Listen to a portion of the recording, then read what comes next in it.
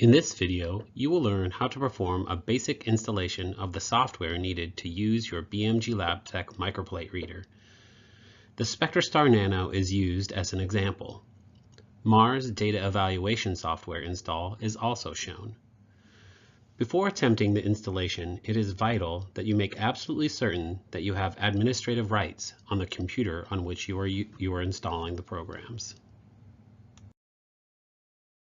The installation program uses an install wizard, which should be familiar to most of you.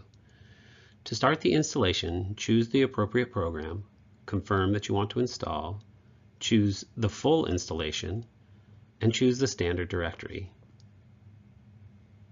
For the next few seconds, installation files will be extracted.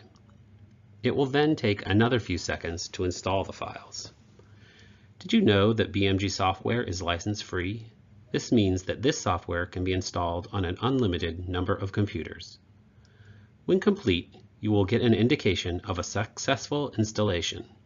If anything went wrong, you will be alerted as such. A new icon for the software will now appear on the desktop. We will now install Mars software, which you will see works in a very similar fashion to the control software install. Select the Mars program, confirm you want to install,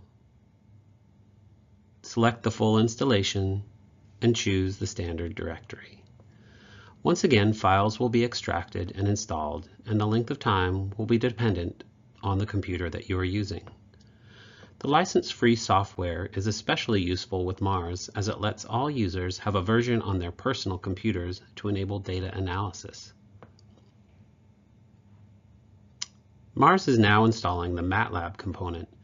This enables numeric computation and data visualization. Once completed, you should receive an indication that the software is installed successfully.